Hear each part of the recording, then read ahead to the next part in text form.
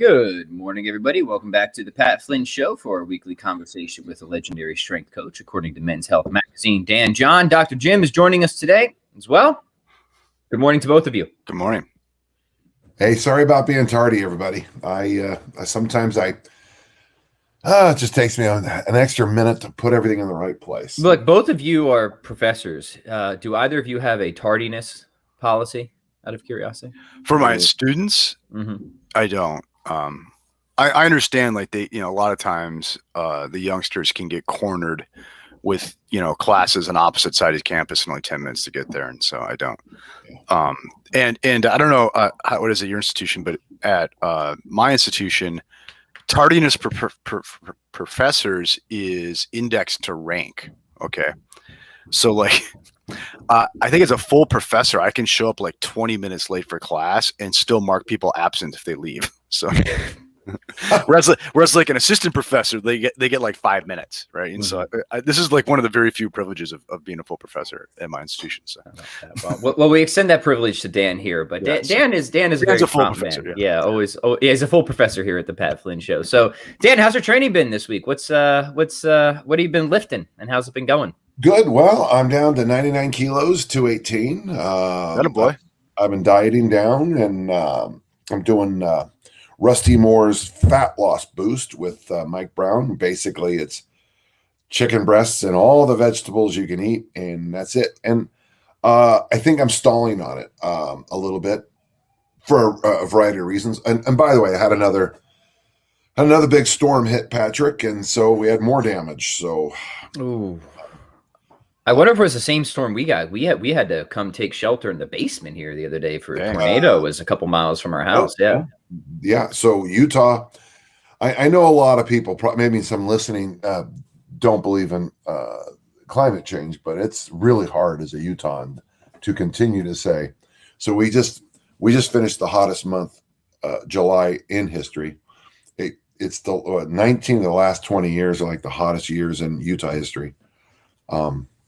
And so we're getting in the middle now are these massive monsoon-like storms that are just, we're a desert. And so whole huge parts of Utah flooded this week. Actually, I lucked out. I had a leak appear in my house, a very inexpensive fix. I had a tree hit my house, a little bit more expensive. And then Friday, I'm getting, I have a massive sycamore in the back of my home. And it's got in the middle of it, it goes like this. It's rotting, and it's starting to yawl in these storms. So I'm going to have about 60% of this tree taken off, and it's only going to cost me more than I paid for my college education. But that's good. That's good.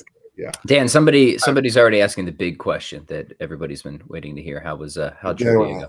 I'm very angry about last night, and I'm going to say I'm actually serious. So we had some friends, and we had some other friends, and they got inebriated during trivia, and were screaming and shouting, so we couldn't hear the questions, and that's fine. It was fun, but we didn't. We took third by we were just out of first by a point or two, out of second by a point, and I just feel that we just couldn't focus. And even the announcer was like, "Come on, guys, quiet." Because you had to keep repeating the questions. It was my table. So, all right, good. So, gentle listeners, we'll be doing Q&A. No. Oh, yep. You said, "All right, good." No. This is not good. Yes, not good. My heart is broken. Well, it can't all be winners, right? And let's we will be doing now I lost my train of thought. Dang it. Yes, that's it. All right, so we'll be doing Q&A here as usual. But Dan, I was looking through the backlog, and I noticed that we have not done an episode on one of the most basic questions yet. So I figured let's get that out of the way, which is choosing the right size kettlebell when people are starting out. And I thought that this was a catastrophe because we did a whole series on everything you need to know to get started with kettlebells, but I don't know if we actually covered this question, and I'm sure you get it all the time. So I figured let's open up with this, and then we'll just let the conversation develop, and then we'll go into Q&A. So I'd love both of your gentlemen's thoughts on this. Somebody's at ground zero. how do we help them choose the appropriate starting weight, the appropriate starting set? Let's hear some recommendations on this, if you guys don't mind. Yeah, Dan, you go first. Yep. So in 2021, I recommend for females buy the 10, males buy the 20. Those are if you're only going to buy one bell in now, because those bells I think are almost universally good size bells to start with. I would say this though, I wish we were back in 2000, 2001 when there were only a couple choices, and my options would be for men a 16, a 24, and a 32. For women, probably a 12, a 16, and a 24. But now that there's, my friend just bought the other day, she bought 14s and 18s, and I'm like, ugh. There's just too many options. And now, I mean, they're not like dumbbells. I think one of the real reasons I like kettlebells so much. Oh, and I apologize about my voice. It's been rough here with the sycamores and everything else here. I did a workshop on Saturday for 7 hours on kettlebells, and I was feeling ill going in, and it's, my voice has gone. Where was that at, Dan? A place called Epic Fitness, and I'd like to give a shout out to some of our listeners. First, thank you, Ben, for hosting us, and I know Sarge is listening because he always listens live. And thank you, Mitch, and the whole gang there, and thank you to Kevin and Erica for stepping up so much and assisting me so well. So for me now, the 10 and 20. And then from there, you go to the 16, 24, 32. That covers almost everything. And if you're going to go doubles, I like the double 10s and double 20s first for males and females. Good. Jim? I agree. I really get a lot out of my double 20s, right? I really do. And I think I've mentioned on the show before, I'll sometimes just go a phase where I'm going to say, all I get are my 220s, my two 44-pound kettlebells. That's all I get for 6 weeks, and just work with those two kettlebells and find a way to cook stuff up. Like lately, I've been really into a seesaw twist press with the double 20s, right? Alternating that with pull-ups, right? So I think, starting out, definitely a 20 kg is a good idea. If you've got the cash, I think the Cadillac option is the set for men, 16, 24, 32, right?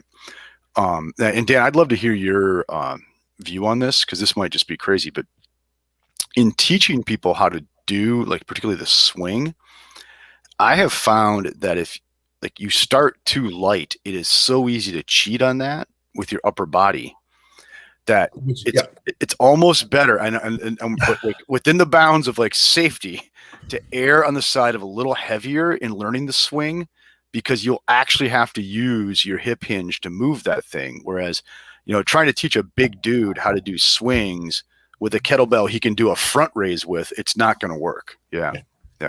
No, I'm walking with you. In fact, when I do any kind of kettlebell instruction, including certs, one of the things I always say is, I'm a master instructor in 2 different organizations, and I wait longer to get to the swing itself than anybody I know. I mean, so that's why I have things like we do the wall drill. We do something called the magic drill. We do the Bulgarian goat bag swing. All of these are on YouTube, guys, if you want, gentle listeners, if you want more. And I spend a lot of time, because you're right.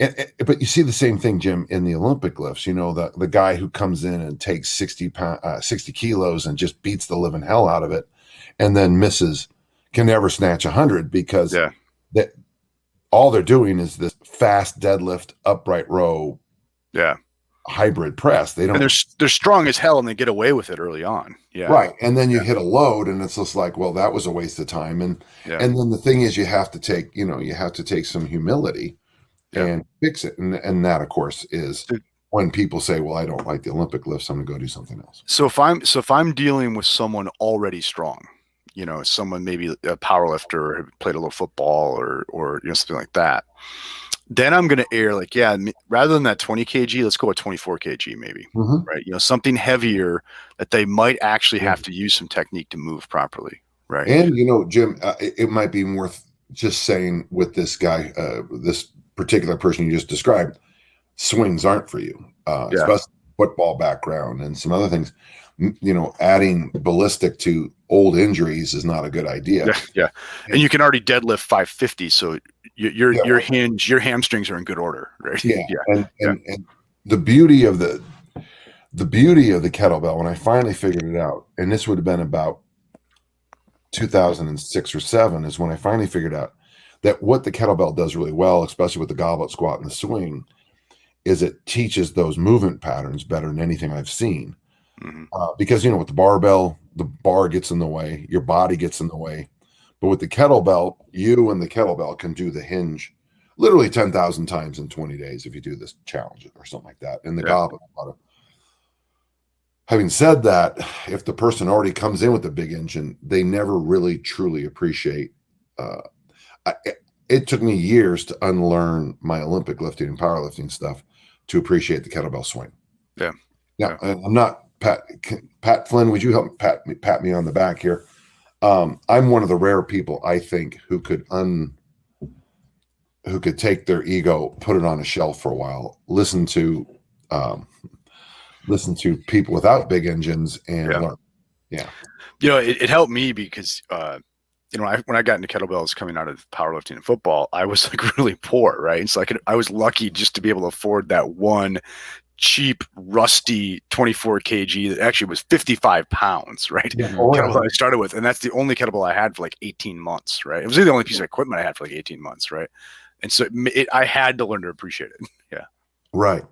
And I think that's an issue we're always going to have, and I was about to say going forward, but we've been doing kettlebells again with the resurgence for over 20 years now. But this is going to be an issue. Those jackasses you see on Instagram and the men's. I mean, I can't tell you how many times I've cringed looking at what Men's Health comes out with. And the thing is about Men's Health by now should know better, but they keep firing their staff and rehiring people.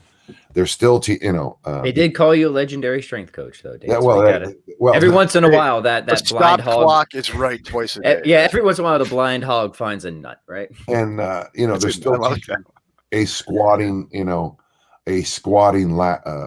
forward raise, and you see, on Instagram, it does make me laugh when someone will post my name and @ or whatever it is on Instagram, and I'll go in and I think, oh, look at this, and I now critique their swings, because if they're gonna try to make it in this industry, they should at least be demonstrating appropriate technique. I think. So Dan, now that we're kind of both doing our grumpy old guy thing here, let me. I'm pissed off about last night. So exactly. I'm just gonna let you guys jam while I control Alex's trolling in the comments. So we're gonna start talking about how rarely our kids call us in a minute here too, right? But can we stop the madness of this swing as squat thing I still see on YouTube all the time? Do you know what I'm talking about? Like this kind of like upright posture squat to swing, which becomes a row. And I've known people who have really, really wrecked themselves doing that. Yeah. And I am anytime I talk about something about kettlebells, it's not a squat, it's a deadlift. But then you see a lot of people who want to make the deadlift a squat, and that will wreck you, right? Like, it's okay. Work your back, work your hamstrings. If you go to my Instagram account as we speak, instantly, Coach Dan John, you will see me explaining that first before we even get into kettlebells. Yeah. And I mean, how much do you want me to rant? I mean, preach it, brother. Preach it. No, I'm with you 100%. And there's somebody tagged me yesterday on someone who doesn't believe you should do deep squats. Now, listen, it is true. Deep squatting has its issues. But it is a thing that humans can do, is squat deep. And this idiotic either-orness, and the guy has the name doctor on his thing. What the hell does doctor mean anymore? So Dr. Gibbs did a total hip replacement for me. So if Dr. Gibbs, who was the surgeon who did my total hip replacement, he tells me something about the hip joint, I'm going to listen more than, I'm Dan, not Dr. Jim the philosopher. Yeah. Well, Jim, even with your PhD, was it you who said that PhD often stands for phenomenally dumb? right? I have not said that, but I can give you some real experiential verification of that. Right. Anytime I walk in someone's office at a university and they've got their PhD diploma on the wall, I'm like, well, look, son, everybody got one of those around here, right? I mean, like, no one's really particularly impressed by that here, right? I mean, like, that's or I'll get barrier of entry. An email and someone will have all their 1 or 2 day cert letters behind their name. Yeah. That's the thing that makes me laugh, or it'll be like, Z Health level 1, or something like that. It'll be like, NCMA,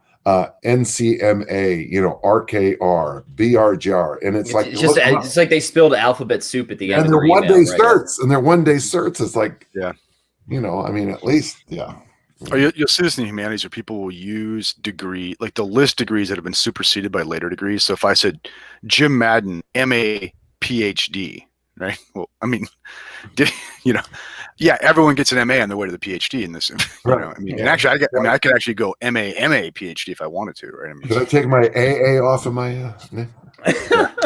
This is good. Actually, I'm very proud of my AA. That's Associate of Arts, Skyline College, 1977. Attaboy.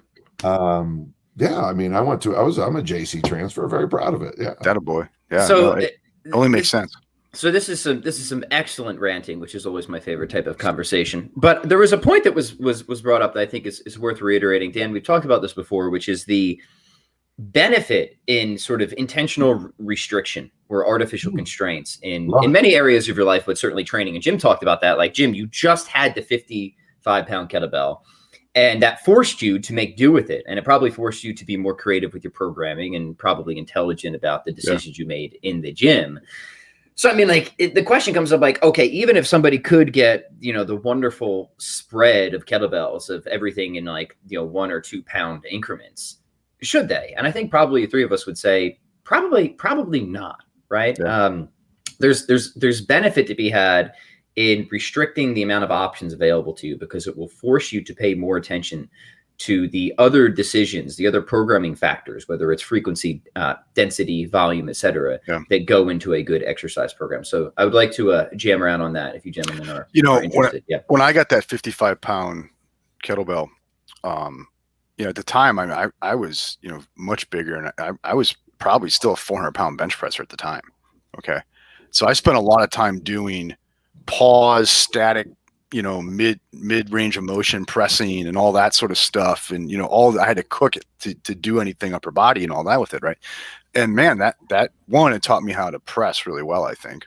And two, it really, made me work in different ranges of motion and through different types of tension and stuff that I would have never done before. Yeah. So I really like intentionally limiting your options. Yeah. In whatever you're doing. Yeah. Dan. Well, I mean, I've mentioned this story a million times. 1991, probably the best gym I ever trained at, just closed. I mean, showed up and it was like, we're closed. Really? So all I had to train with was an Olympic bar.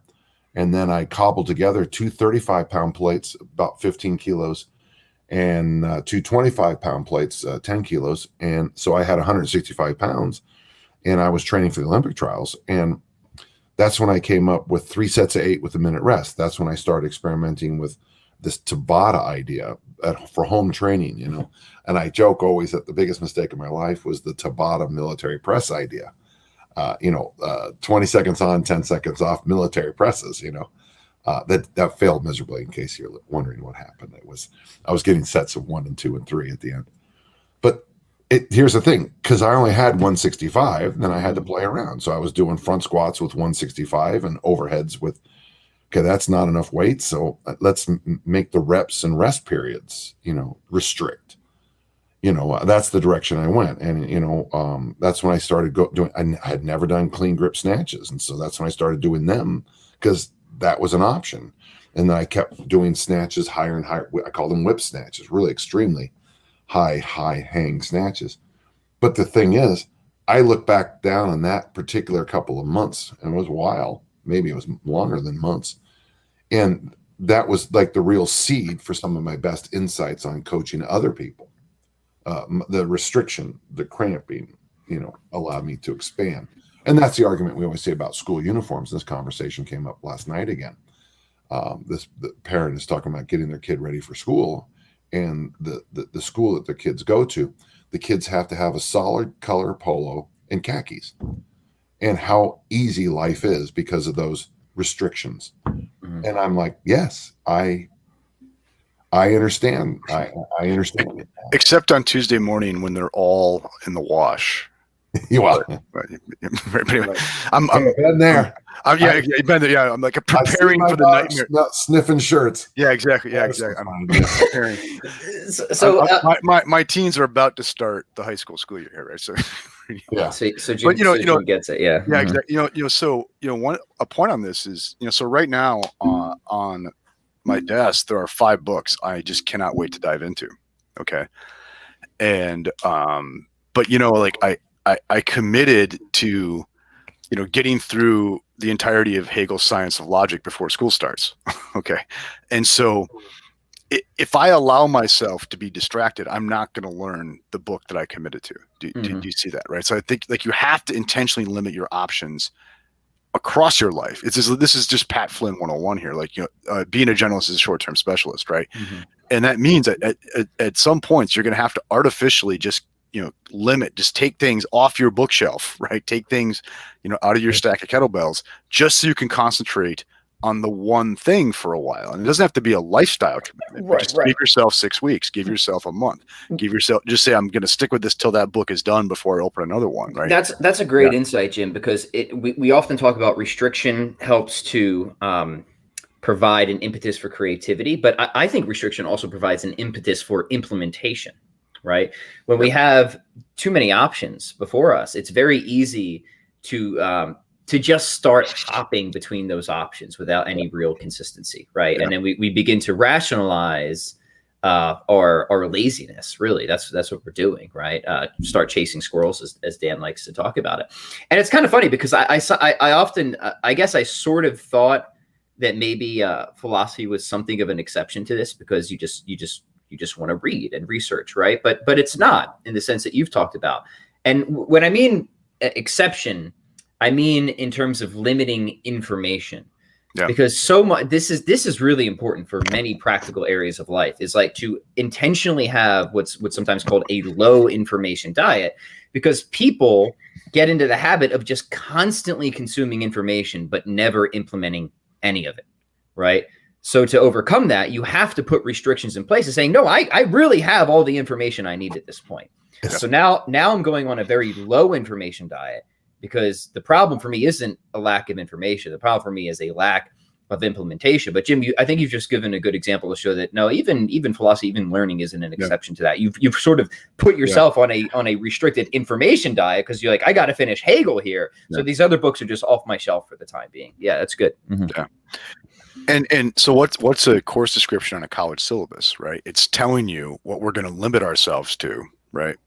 And it's telling the professor, this is not just your show to talk about whatever's on Dr. Madden's mind. Like it's limiting, it's carving out a niche that we're going to work in here. We're going to concentrate on these 5 things for 16 weeks, right? I think we all need a course description on our syllabus, whether it's diet, whether it's exercise, whether it's scholarly stuff, what have you. Yeah. Alex says the only books I read are Dan John's scholarly training tomes.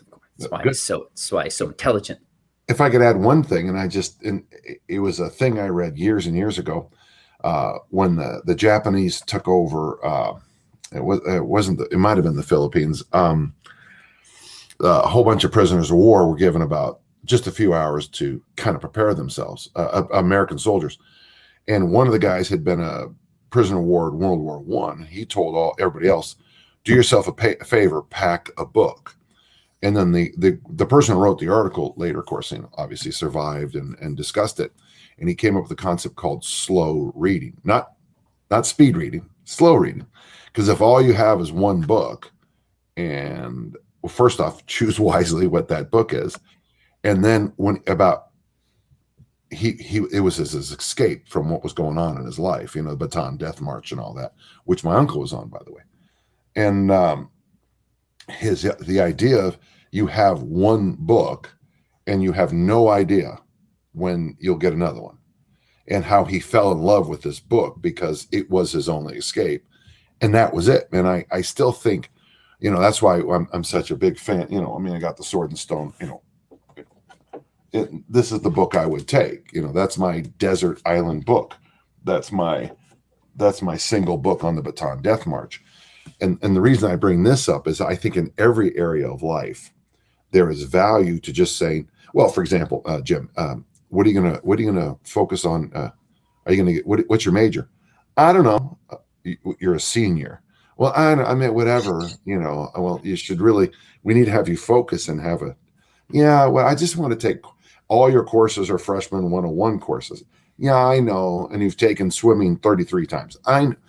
Sometimes you've got to say, you know, in relationships, many people prefer that. You know, there's 7 billion of us on the planet Earth, but I choose you. Yeah. Yep. So choose. Shall we take some questions, gentlemen? We got some good stuff in the chat box here. All right, gentle listeners, send in what you have now. We are going to tend to your comments, questions, and concerns. So let's see who we've got here. Our buddy Saul's checking in from Minnesota. He's sipping some coffee and some vanilla whey. Cheers to you, my friend. And Anthony from Poland says hello. Greetings from afternoon traffic. Yep, good to hear from you. All right, where's a question here? Oh, I like this. Keep doing this. This is great. All right, here we go. MT has here's a good question. He says, any thoughts for negative self-talk if one is overweight and working on it, such as calling yourself a fat loser and so on? Yeah, what do we have to say about this? How do we deal with this negative self-talk? I don't recommend it, okay? Because I'll say this is that was a big part of my weight loss journey. And there were some pretty serious downstream psychodimorphic psychological consequences of doing that, right? So I'm not a therapist. I don't know how to tell you to get these thoughts out of your head, but I do recommend you get them out of your head. Yeah. There's a Psycho-Cybernetics. I don't know if you ever read that book. Maxwell Maltz. Yeah, it's a pretty cool book on that. I'm gonna link it in the show notes. I will just say that was helpful for me. Yeah. By Maxwell Maltz. Yeah. Yeah, and the cycle of self-doubt is something that, you know, and I whether you love him or hate him, and this is Giant Steps by Tony Robbins. Right. I'm pretty sure they all kind of borrow from the whole NLP, neuro-linguistic programming school. Yeah. These guys do, right? Where there's similar variations within. I mean, that's why, and actually in the Dan Millman books, you know, we're basically give me that self-talk. Let me slap it out of you. I mean, even though it's no one likes them anymore, the teachings of Don Juan or something like that, or you know, we later found out they were just mythical books. But the idea of, well, let me, you know, you have to get to the point where I actually have to slap that. You have to have some kind of break in your thinking. Yeah. And environment's huge. I remember in high school, late high school, early college, like I was really trying to overcome this because I realized I was reading these books and I realized, wow, I talk to myself like I am a pathetic loser, right? And this is what they call them self-limiting beliefs, right? You got to overcome these, and like there's a lot of truth to that. And you know, as cheesy as it sounds, just changing your environment makes a big difference. I remember like I had in my car all the time just these cassettes of people like Jim Rohn, for example, right? And just I haven't listened to him in years, but that's just what I listened to, you know, for the personal health side, trying to get my life in order, also business motivation, stuff like that. Just constantly. Jim Rohn, the sports commentator. No, Jim Rohn, the former motivational business speaker guy. I mean, I really liked his stuff. He died. He's not alive anymore, but he had just. I couldn't even remember where I got the old cassettes from, but I somehow got a collection of his old. The nice thing about YouTube is that they're all like, for example, I'm a big believer in. I was just talking to my good friend Val Kraft. Hello, Val. About an hour ago, and I recommend Earl Nightingale's Lead the Field, and that's available now on YouTube. Earl's been gone a long time, but his voice is still with us. I got to tell you, this, love it or hate it, but this book is called Giant Steps by Robbins, and there's some stuff in there. It's right. Napoleon Hill's another good, like old timey Wonderful. Yeah. motivational Think and Grow Rich. That dude was in my rotation. Mm-hmm. If I get to say a few things directly to the listener who sent the question in, is I think and I don't know how, whether it's these recommendations or maybe working with a therapist, do CBT or something like that, whatever, however you get the thoughts out. But I think nothing will help more, I think, than success, right? And what was big for me was to constantly remind myself that the laws of physics apply to Jim Madden too. Okay. And people have done this. They have overcome this problem.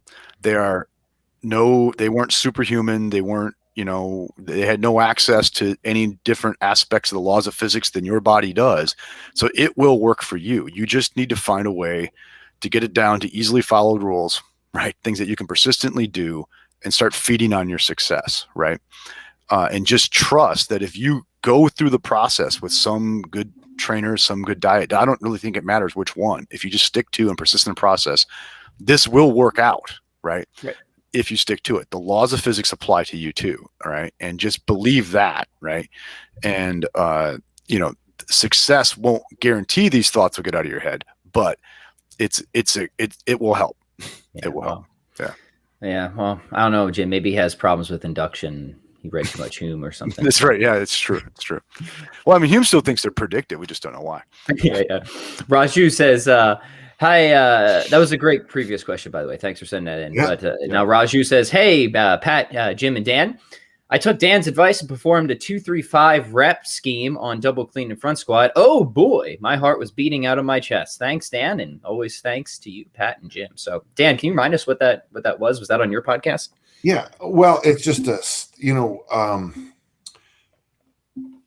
program's called the Rite of Passage, and I never liked it because the numbers went 1, 2, 3, 4, 5, and nobody does fours, so you had to get rid of fours. And then what I did was, what I realized after a while is that 2, 3, 5 adds up to 10. Okay.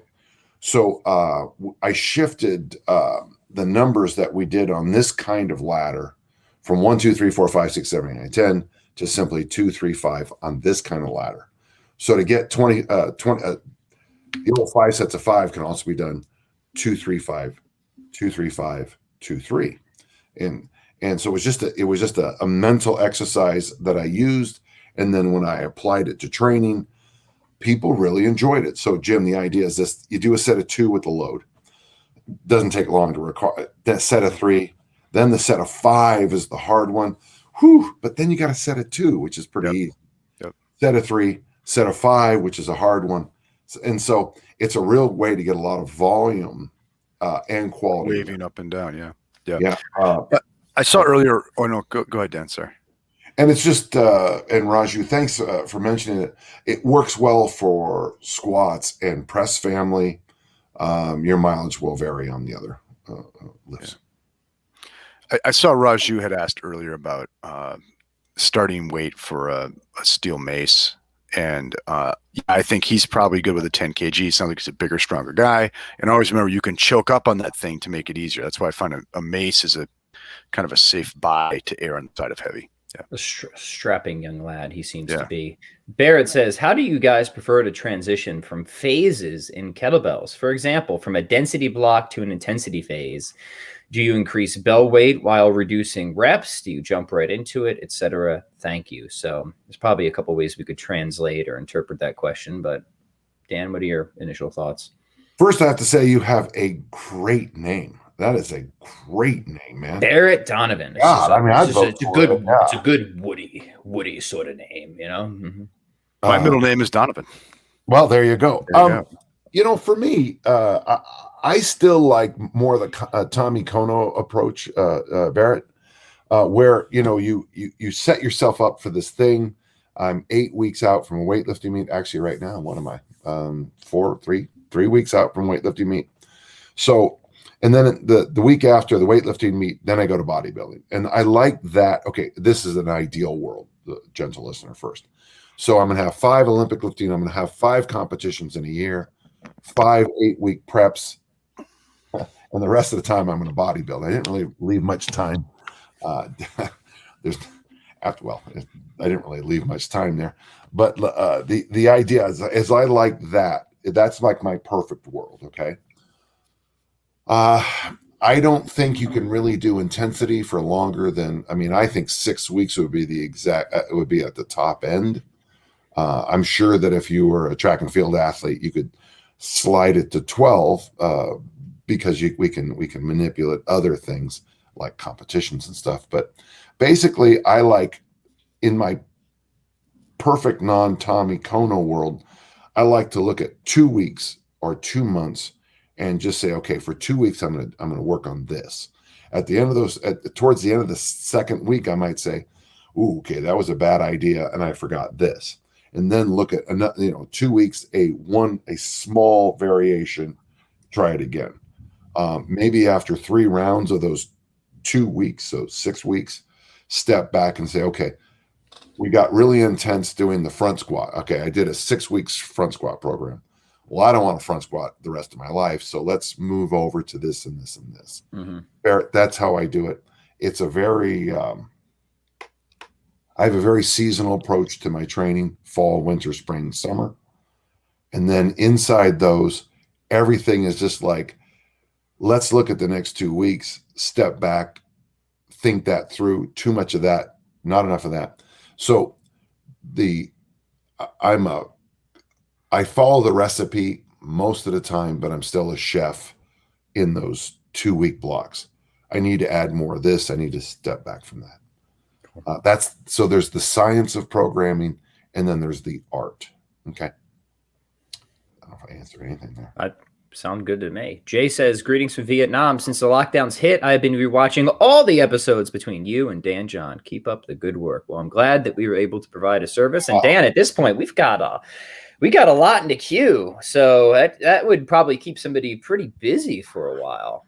I mean, at some point we'll have to go and count up how many episodes we've actually done together, but it's got to be a lot. Yeah. It's been every Tuesday for, I mean, I know we've missed here and again. Probably, would you say a total of 3 to 5 times? Yeah, it's been infrequent that we've been off on a.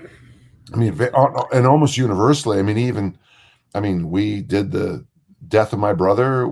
I've talked to you, gosh, from countries all over the world. I know it's always my fault whenever we're not on. I know Australia and England.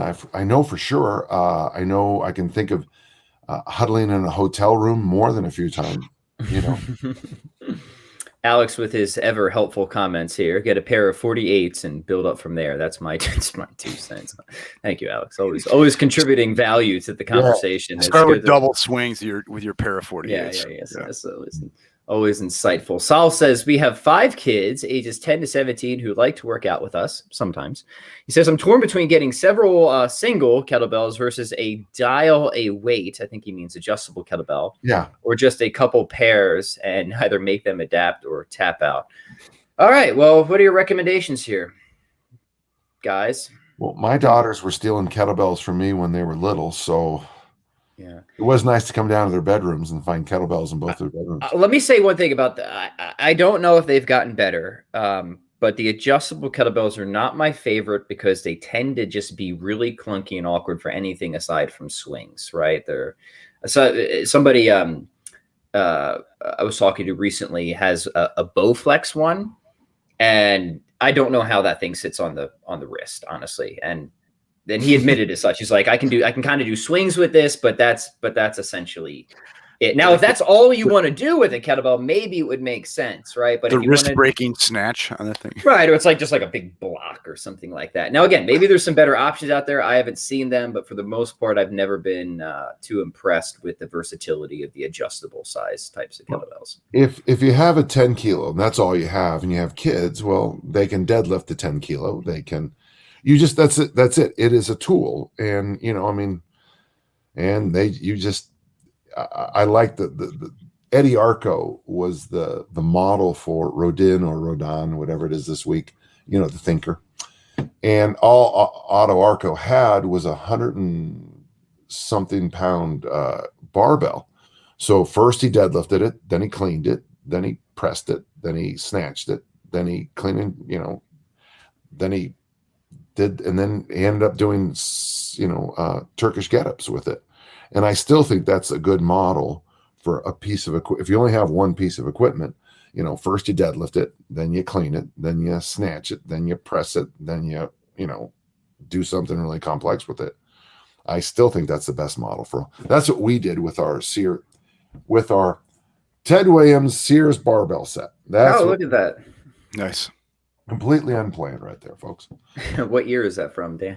1960. Oh boy, I read it in 1965, but the date on it is 1963. And still better than 90% of the shit I read.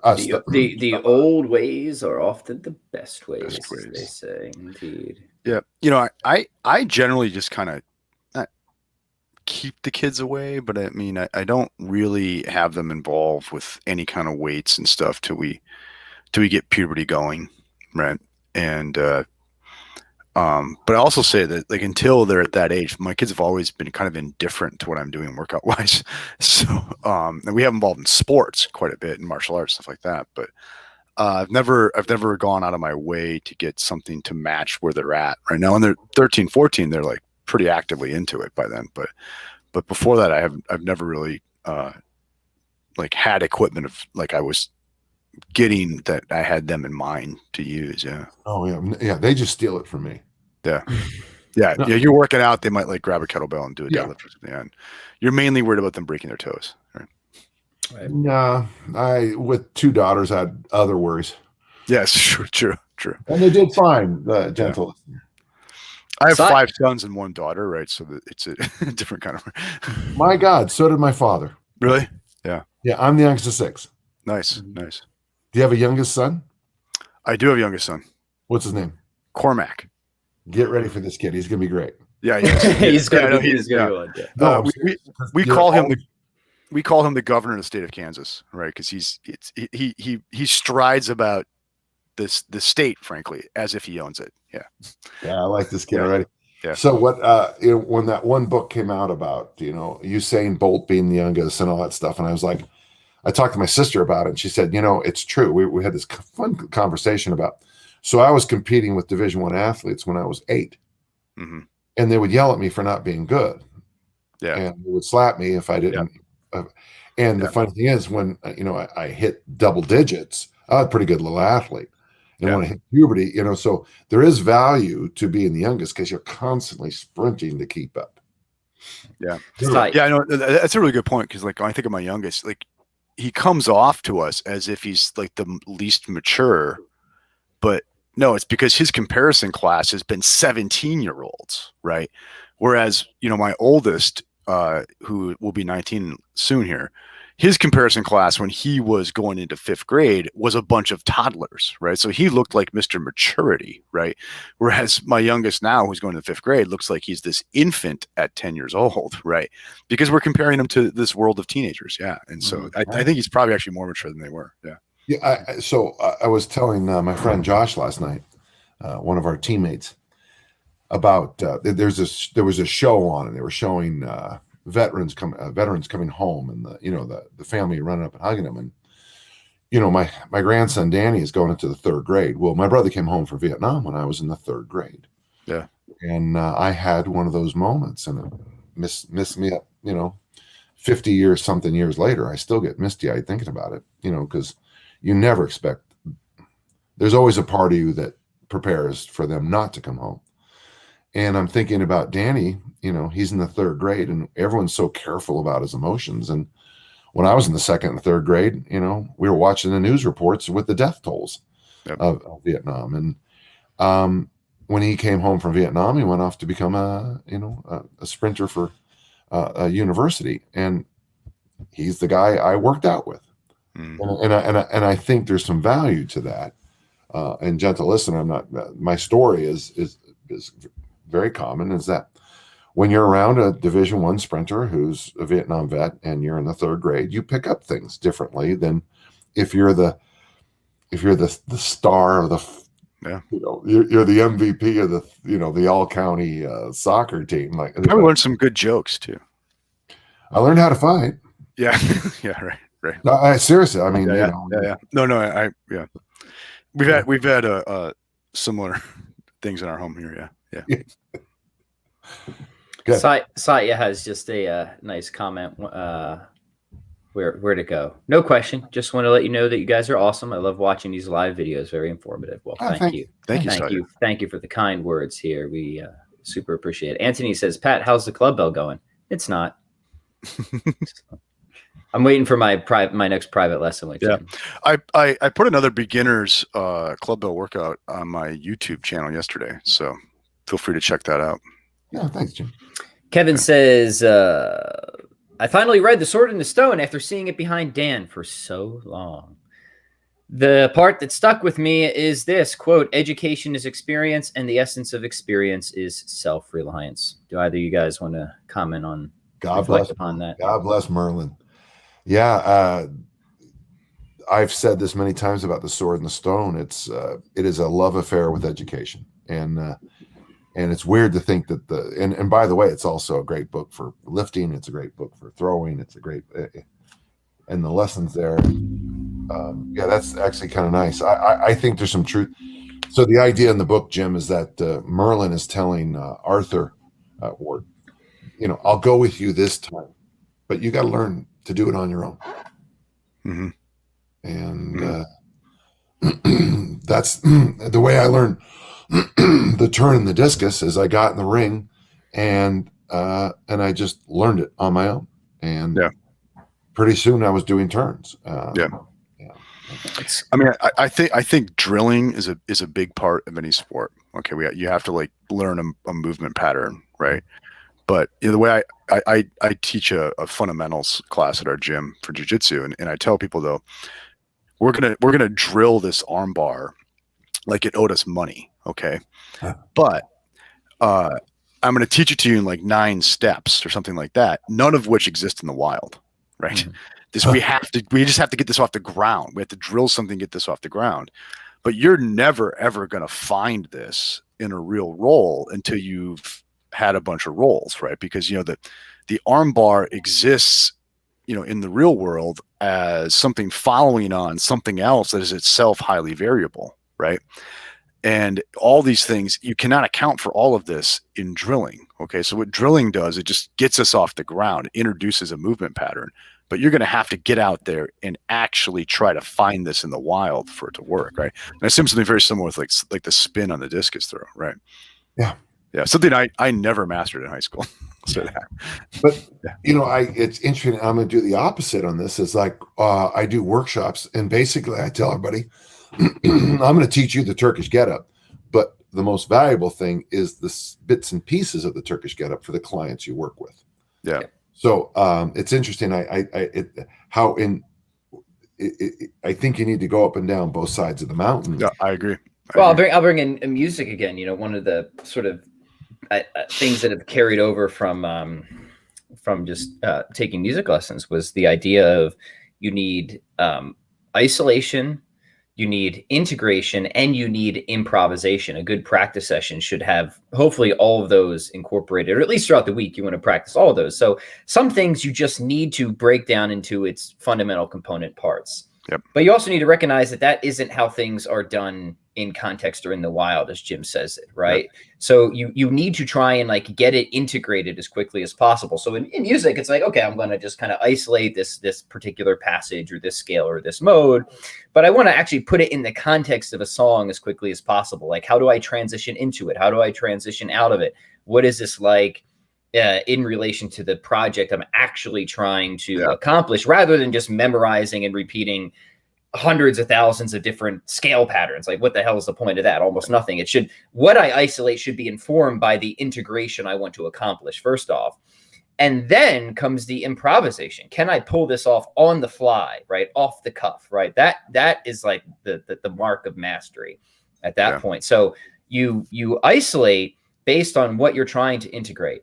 And then you see if daddy's really got it, if you can improvise it, right? And you need to practice all of those, right? Yep. I had there was something, but this was 2 winters back. There's a certain submission I really thought should be in my toolbox, and I was kind of embarrassed that it wasn't. Okay. And so I would, before every practice, I would drill that thing 50, 100 times. Like just boom, boom, boom, just get after it. And then when I was sparring, I would only allow myself to use that submission. That was the only thing. You talk about limiting yourself, right? That was it. That was my only finish. I was not allowed to finish with anything else but that. And oh my God, my poor training partners, because like there's nothing worse than somebody doing something they don't really know how to do, because they're just like twisting on you. So it was a dark 3 months for my training partners and me. But by the end of that thing, because I had drilled, but then limited myself to it in my real roles and actually tried to find it, I came out of it. And that thing's like one of my mainstays now. And when I do jujitsu wise, right? But it's both and. It's both and. You got to drill, and you have to like go out in the wild and find it. Yeah. Someone told me, Pat, and it kind of actually follows up with both of these, is that I do a lot of this thing called distraction. I didn't realize this. So when I teach the Turkish get up, I add leg raises. When we're at a cert, we'll do leg raises at certain spots, or we'll add presses. And I love that, by the way. I think, and what happened is that the Turkish get up press became one of my favorite things. But the idea of this goes with your improvisation idea, is that you add this little thing to distract. That I wouldn't say improv is distraction, but it kind of is, if you follow my point. And by sometimes adding more, when we go back to the original thing we're working on, it's so simple in the head. Yeah. Right. By doing this, if I am going to do this new technique, this is what I'm going to do.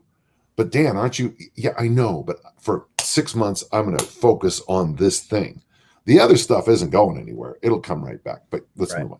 Let's see. We'll finish with the dietary question here. Brendan has a good one. He says, a fasting question.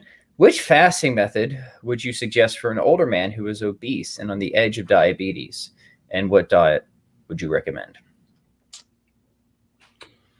Well, I just got to say, blood glucose levels. I don't know how much you want to mess with those, but boy, I sure hope you have medical intervention with, like, I hope you're on like glucophage or metformin. The concern with someone playing with diabetes and fasting is that your blood glucose levels are going to drop, which is, by the way, the thing you want. But now I'm teetering on medical advice. Well, all right. Well, let's just take the assumption that your doctor's given you approval to engage in a type of regimen. I'm a big fan of the basic, and I would just say this for just kind of most anybody, but I still love the 5-2 approach. So 2 days a week, you have your fasting days, and the general strategy here is, maybe it's Wednesday, Friday. Your first meal is lunch, or at least a late breakfast, and it's pretty light, maybe between 200 to 300 calories. And then you have one other sort of lighter meal for dinner, and it's all good stuff, lean proteins, vegetables. Those are your fasting days? Those are your fasting days. Yeah.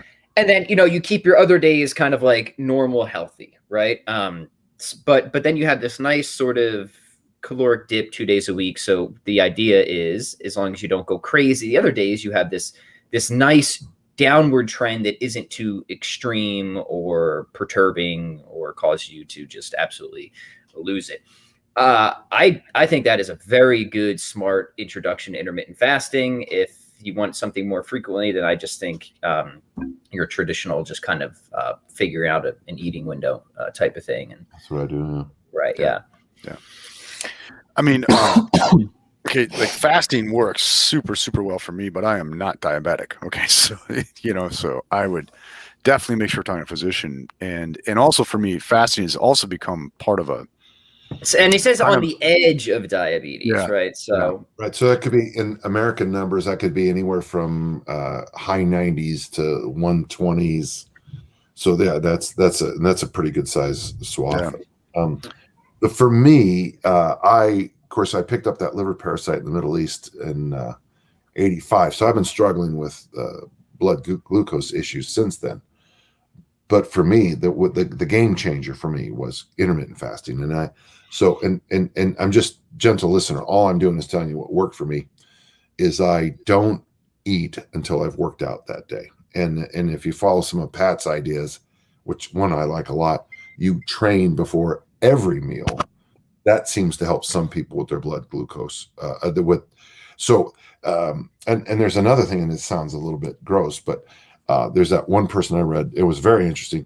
They only ate after they had a bowel movement, and of course, that's gonna make people laugh and ha ha ha. But the idea is, if you only eat after every bowel movement, every time you eat, you're going to be much more proactive about fiber and liquids and. I want to eat again, so I'm going to like fiber up and yeah. Hey, if you could just start loading up on the chelated magnesium. That tends to be pretty effective too. So well, and you ever seen the women who milk magnesium? Mm-mm. Oh my God, the forearms on those ladies! They take those crystals of magnesium and they squeeze the milk out of them. I had no idea this existed. Oh yeah, that's how they do it. It's these magnesium farms. They've got some, every day, sun up. They're out there milking the magnesium. Milking the mag, yeah, good. Not well known. Not well known. In my fasting practice, I have no idea if it's optimal for performance, but I'll say I've probably performed at my highest level in my entire life in my late 40s when I've been fasting, right? But also for me, a lot of it has to do with kind of a mental toughness thing that I'm trying to do with myself, right? And so typically for me, my last meal is 4 o'clock at night. By a meal, I mean like a snack, like a can of sardines, right? This kind of thing. Then I'll train jujitsu.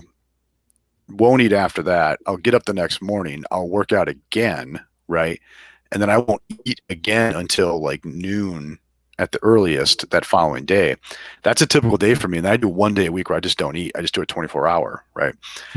And I'll say this, I feel great. I'm the leanest I've ever been, et cetera, et cetera. But I understand but that's maybe on the extreme end of this, right? So I'm not saying if you're like borderline diabetic, that's the way to go. But I will say, Jocko Willick's, you don't have to eat mantra, like that kind of hit with me and experiment with it. And I actually just kind of like feeling a little hungry now too. Yeah. Yeah. Keeps you on. To me, it becomes Genesis chapter 4, hunger is an urge and you can be its master, it's an urge. And that was the hardest thing for me. Cause I grew up in this, my foundational training years would have been the 70s. And, back then it was like, if you went 8 minutes without shoveling food down your throat, you were going to, you're going to die. And so a lot of us became, that's, and you look at the waistlines of throwers at that period, and you'll see that a lot of us look more cowish because, all the squats, all the high carb stuff. And it didn't help me throw farther. And, so when fasting came along, the biggest problem I had, I couldn't believe I could go without eating. I literally couldn't believe it. It was like I had no idea how to deal with hunger pains, which and in candid, I'm a little embarrassed to say, I'm embarrassed to talk about how weak my will was where it came to hunger. For me, the idea of not having breakfast was just unthinkable. Unthinkable. Well, we're just programmed with every single commercial. Right? I got the most important meal of the day. Here, have this bowl of pure sugar. Can't miss the most this would be a strange thing to say, but I got my master's in what, 9 months, 3/4, nose to the grindstone, working full time. At the same time, I don't think I could have gone 18 hours without food because I didn't have the will.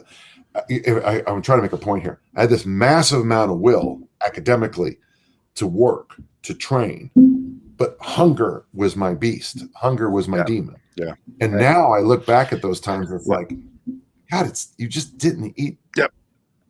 It was just, There's a big difference though between saying yes to hard stuff and no to good stuff. Right. Yeah.